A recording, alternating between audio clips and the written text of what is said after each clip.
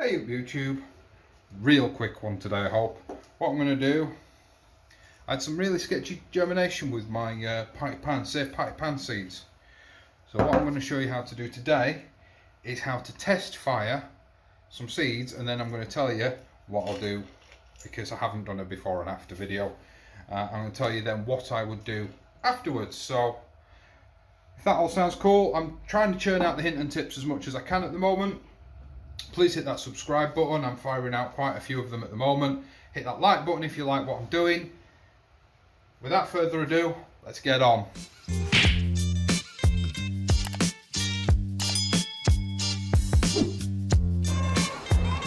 Good morning YouTube.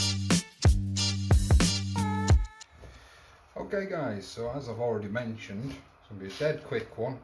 I'm just going to be test firing. Getting a bit late to sow these in, so there's a couple of reasons you can do this. One, if you chip your seeds or sprout your seeds or whatever it is you want to call it, the theory is it gets them off to a faster start. That remains to be seen for me, but a lot of people seem to swear by that, and that's something that I'm going to try with these jack-o'-lantern seeds. But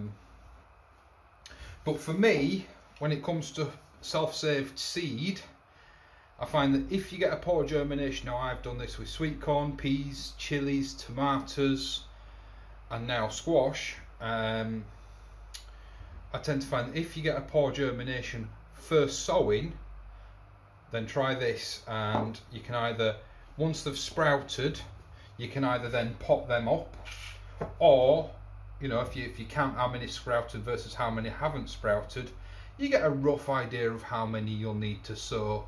Say you try and sprout, for example, 12 seeds, 6 germinate, 6 don't.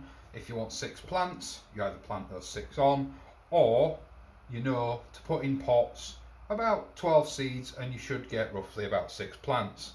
It's not a science, but you know, it's as near as, damn it, what us home growers can do.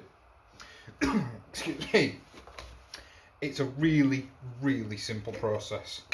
All I'm going to do, now you can take your time if you want and sort of scatter them nicely and sort of spread them out a bit. Now one thing I do notice about these seeds is they have gone mouldy, which is probably down to me. I probably didn't wash them enough. And you'll see with my jack-o'-lanterns they're lovely and clean, but we'll have a look at them in a minute.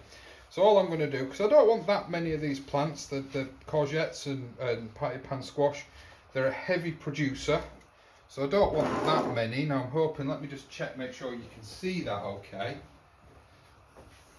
You can. So all I'm going to do with these seeds is give them a real good soaking, and I mean a proper good soaking, because it's the only water they're going to get. And of course the toilet paper is actually going to take a degree of that water, the kitchen paper is actually going to take a degree of that water away. And you fold them over because they need to be dark, and you're not looking for them to sprout through the paper. So what you need to actually do when you're folding your paper is be mindful that you're going to have to open this little parcel back up. So cover them over, give them another good spray. Now you have to make sure that the paper is contacting the seeds, otherwise the seeds won't germinate. Now you can either use a lid, or for the jack-o'-lantern that I'm going to do off camera, I haven't got another lid, so I'll just wrap it in some tin foil. And then this wants to go, now I've always done it in a cool, dark place. For example, above your fridge, on the top of your fridge, somewhere like that.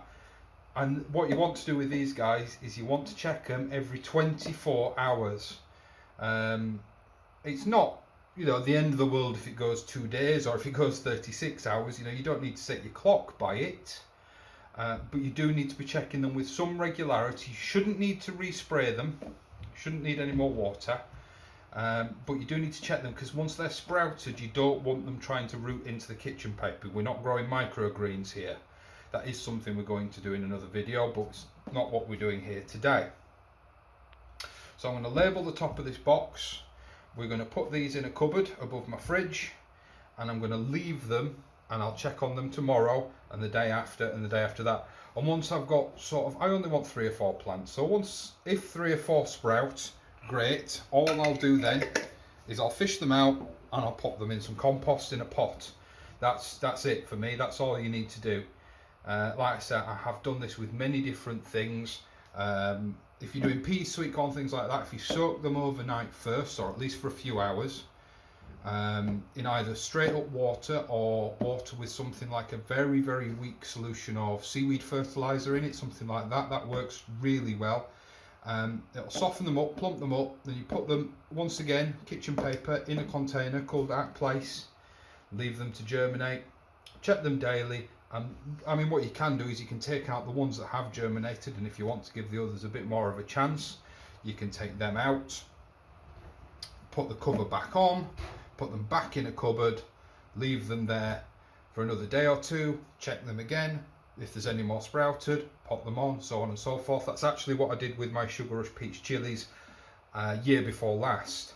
So guys, that is it from me today.